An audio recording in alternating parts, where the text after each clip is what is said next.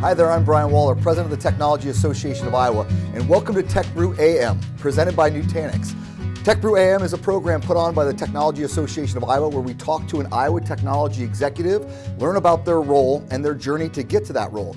With me today is Mike Ryder, who is an Enterprise Account Manager with Nutanix. Mike, first of all, what does Nutanix do and what's your role there? Hi, Brian.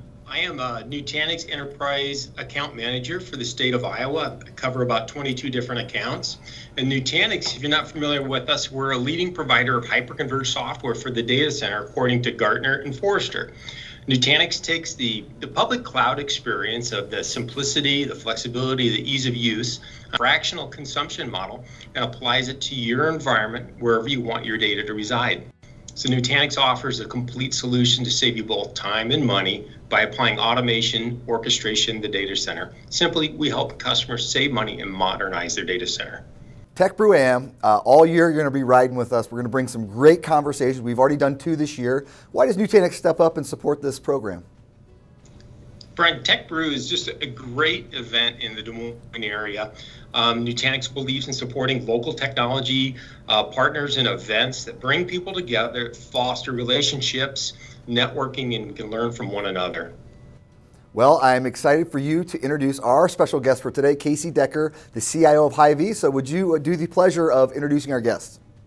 Yes, Casey Decker serves as a Chief Information Officer for Hy-Vee, which operates more than 275 food and drug stores in Iowa, Illinois, Kansas, Minnesota, Missouri, Nebraska, South Dakota, and Wisconsin. In his role, he's responsible for Hy-Vee's IT strategy, oversees all information system staff and technology operations. Additionally, Casey spearheads innovation and initiatives for the company's online and digital channels. Prior to joining Hy-Vee, Casey spent 16 years at FBL Financial Group, most recently serving as the CIO, operating under the consumer brand Farm Bureau Financial Services. Mr. Decker holds a bachelor's degree from Drake University, a master's degree in management information systems from DePaul University, and is a graduate of Wharton's General Management program. He serves on the board of directors of the Food Bank of Iowa, Junior Achievement of Central Iowa, and Global Insurance Accelerator. Please help me welcome Chief Information Officer for Hy-Vee, Casey Decker, to TechBrew AM. Well, welcome to TechBrew AM, Casey Decker. How are you? I'm doing well. Thanks for having me. So we start the same way, first question, last question. So I'll start like I normally do. Hometown and high school. I grew up in the south side of Des Moines, and I attended Dowling High School. You're a Dowling guy, all right. So we want to hear about your role at CIO of Hy-Vee. You're 3 months into this role, but can you walk us through your journey from Dowling High School and to get to the role here at Hy-Vee? Yeah, sure. Yeah, so I attended Drake University for my undergrad, so stayed local. I did move to Chicago after that. I lived and worked in Chicago for about 7 or 8 years. I did a lot of different things during my time there, from consulting to working for a nonprofit company, and then eventually coming back to Des Moines to work for FBL Financial, which is Farm Bureau Financial Services. I was there for 16 years and really a lot of different roles over that time period. Started in technology. Spent some time in the sales and marketing area, in charge of recruiting insurance agents and helping them get supported and started, and really helping them grow their business.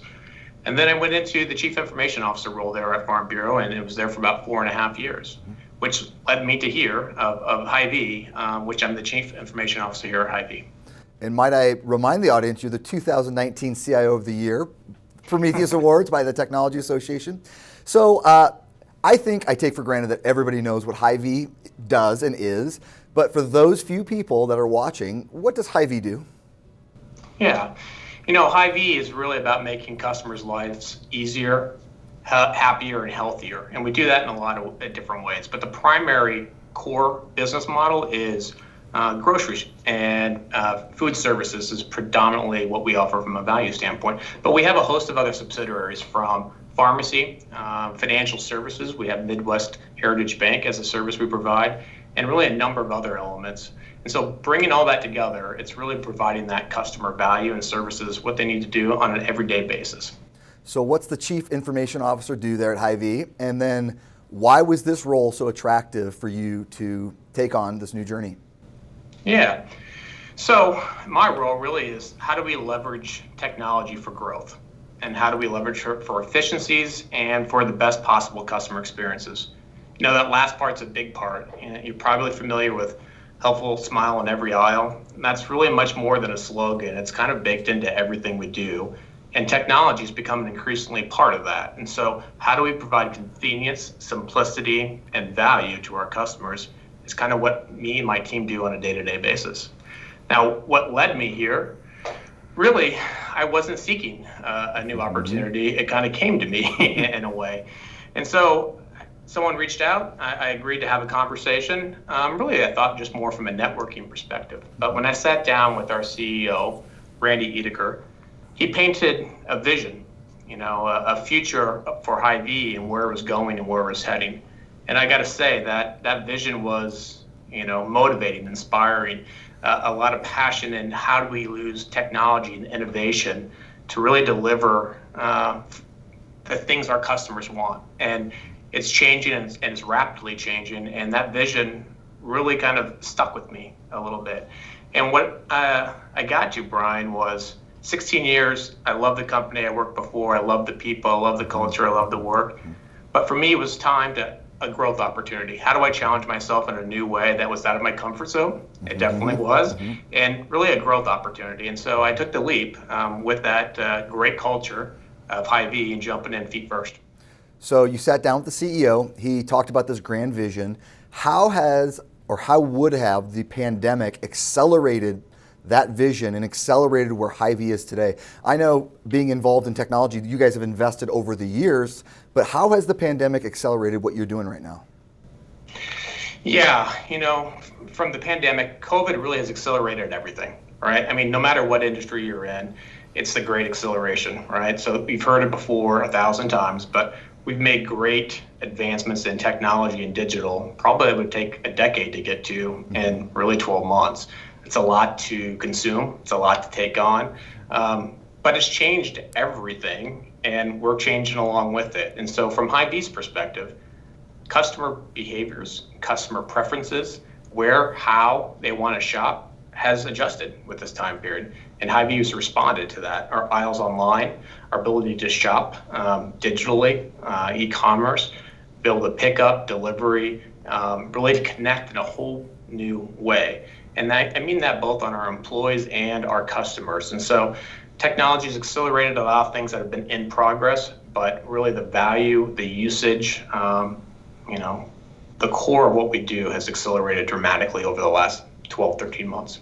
As Hy-Vee becomes more digital, you named all the businesses you guys are a part of, from a bank to pharmacies, and a growing footprint in the pharmacy realm.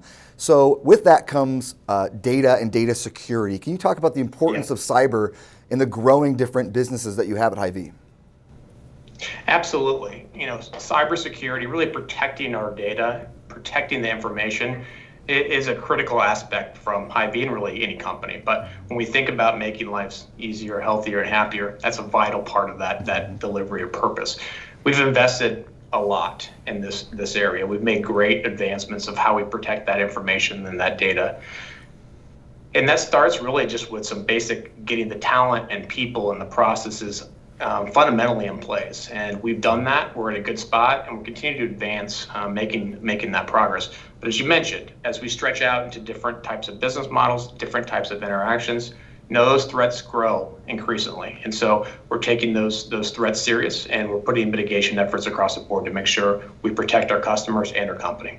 I think the pandemic has showed all of us how much Hy-Vee is in our life and helping us out from the day-to-day. We talked pharmaceuticals to pull a thread. Vaccine distribution, will Hy-Vee be a part of that? And what does that mean to a tech team if you are? Yeah, we're a part of that. We're actively a part of the scheduling and delivery of vaccines.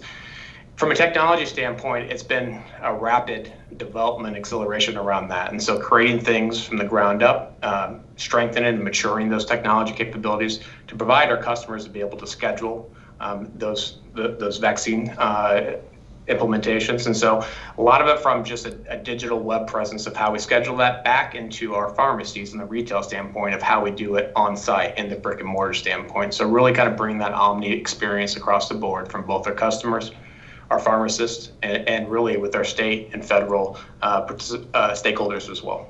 What's something you've learned in the last 7 days?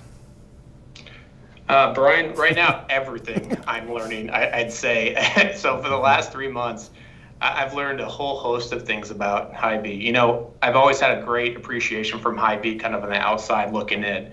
Coming in, just learning the vast presence that they have in our community and customers' life has been impressive. You know, from a community involvement, I'm on the food bank and the junior achievement board. Just the participation Hy-Vee does from its stores and employees and volunteering and the financial support across all the territories we work into, I've learned a lot. Even over the last 7 days, a lot of different things I've learned about that. And we have a primary goal is to evolve Hy-Vee to be the best place to shop and work in America, not just the territories we work in, but across America. And that work part, that really resonates with me. And just seeing what we've done over the last 12 months has been motivational. We've given over $160 million in bonuses and benefits to our employees. And so I'm really learning the 90 years of success at Hy-Vee and really impressed with all the things that we're doing today. What would someone say about you that reports to you? It's a great question. What I'd like them to say about me, I think, I'm passionate, I'm driven, but also I care. You know, I think from a leadership standpoint, we're in the business of people and we're in the business of results. I try to keep both of those in mind in all that I do. I don't always get it right the first time, but I'm willing to make mistakes. I'm willing to learn from those mistakes and, you know, make sure they're a vital part of what we do. Now, if you get Luke Tingley on another call coming up, he may have a whole host of other things of what it's like to report to me last month, but maybe that's a different off-scripted video. Luke actually asked me to ask you that, so yeah, I'm joking. So you look back at your career, is there a accomplishment that you look back on, a technology solution that you're real proud of? Yeah, Brian, it's hard to narrow down into one. You know, when I think about accomplishment and around technology, it's been more about the individuals or people than the things that we produced, right? And so there's a host of things I could probably rattle off, but as you know, when you're in a leadership role and you're hiring and developing people, you really have a huge impact on their career and really their life. And so when I look back at all those times, I probably have more memories of the growth and seeing people succeed on what they want to do, and maybe being humbled when it doesn't quite work out the way I thought it would go. But it's probably more the individual growth I've seen on leaders and new leaders that I've been able to interact with. Well said. So if you look back at your career, people that have been most impactful to you? Yeah, there's quite a bit of different people. You know, I'd start with probably my parents. You know, they're very different individuals. One kind of corporate professional, one a little bit owning their own business. I've tried to take aspects of both of them into my career. They've been a great sounding board in all I do. But really the biggest impact's probably been each of the leaders I've reported to. You know, I've probably reported to, you know, over a handful of C-level executives, 3 CEOs now. Each of them had vastly different personalities, different strengths, different views. And I've tried to really take those blends of what I want to take into my style, my approach, maybe some things that you don't, but mostly the things that I think are good. I think it was Jim Rohn's, a motivational speaker, said, you're the average of the 5 people you spend the most time with. And so I guess choose carefully, but for me, it's been the people I've spent the most time, which is family, my wife, and really the leaders I've reported to. What were you into as a kid? You know, I was really into basketball. I mean, you can tell from the height and the stature, but I was big into basketball, sports in general. I played at Dowling, went to Drake to walk on to Drake to play with Rudy Washington at that standpoint. Fun fact. You know, it's funny, I don't follow sports as much as I used to, but that was all it was about growing up. Were you a shooter? Were you a passer? What was your role? I was a point guard. Okay. I'd like to say I was a shooter, but I guess you could get some teammates along that probably wouldn't agree with you. So I was an enabler probably at that point. Have you retired from old men rec basketball? Yes, I have. Too many injuries, skill levels diminished, and so we're on to other pastures at this point. What keeps you up at night in this job? Yeah, a lot of things. Really, it's interesting to see how that thoughts have changed from role prior to now. So prior, it was a little bit about the risks, the fundamental risks that are out there from a business. You talked about cyber. How do you mitigate that? How do you control that? Mm-hmm. In this role, really, we talk about the hyper speed of change and retail and to our competitors. Really, it's growth. How do we keep up with the pace of growth? How do we provide those right solutions and services to our customers when and how they need it? So really, it's about how to keep pace, how to always be innovating, how to be ahead of the curve and delivering that best possible customer experience that we can. All right, you're a busy guy, so we'll get some lightning round questions in here, and then we'll let you off to a busy day. Give advice to 18-year-old Casey as he's leaving Dowling and headed to Drake University. Yeah, a lot of different things, but we'll keep it on topic for today for the call. But I'd say to aim big, but stay present. You know, I think good advice is you put the work and dedication and commitment into it. Good things will happen. Don't overthink the future. Things will happen. But stay present in the moment. A song plays every time you walk into a room. What is that song? Maybe Frank Sinatra, I Did It My Way. I mean, it was not always perfect, but I'm happy with the way that things play out. Yep, that's awesome. Hawks or Cyclones? I will be a graduate of Iowa next month. I'm finishing my MBA there, so I'm going to have to go with Hawkeyes. Okay, so then I'll make this more complicated. We're going into March Madness. You get to choose one team, Drake Bulldogs or Iowa Hawkeyes. I got to go Drake. Got to go Bulldogs. All right. Do you have a favorite curse word? Yes. That's it? That's it. All right. So what's your last show you have binge watched? My wife and I, Schitt's Creek. We've kind of went through the whole seasons in maybe a week or two setting, so we consumed a lot of that. And I think I just got you to swear as well, perhaps. Pronunciation, maybe. There you go. If you could have dinner with anyone alive or deceased, who would that be? Probably my dad. My dad passed away about 5 or 6 years ago. It'd be great just to catch him up on all the things that happen in life, so that would be my answer. Do you have a favorite word? No, I don't. I don't think I have any words, but I think my team would say I probably index on a word or two here and there, but I'll play the video back and see what that is. Okay. Do you have a least favorite word? No. Sound or noise that you like? The sound I like is silence, probably. I mean, there's a day-to-day with a lot of questions, meetings, Zoom. It's consuming at times, so silence is a great sound. The sound I don't like is probably chewing or eating. I have 2 daughters. We gather around teenage. I hear a lot of chewing at times, so that's probably my least favorite. Comedy club or dance club? Probably a comedy club. On a scale of 1 to 10, 10 is the weirdest. How weird is Casey Decker? Boy, that's probably different numbers on different settings. I'm going to split the middle and take a 5 on the test. That's fair. What are you not very good at? I am not good at guitar. I've been playing for 20 years. It'll probably sound the same as I did 20 years ago, but I enjoy it. So that's one of those things that I enjoy doing that I'm not very good at. Electric or acoustic guitar? Both. I have both, actually. Nice. Room, desk, or car, which do you clean first? Definitely desk. Hard to be productive for me in a work setting, not organized. Well, Casey Decker, you've been a wonderful leader in the Iowa technology industry for years and years. We're so excited for your new role here at Hy-Vee. We can't wait to see what you do. Thanks again for checking us out on TechBrew AM, and have a wonderful day. Well, thanks for having me. Look forward to catching up soon. Thank you. See ya.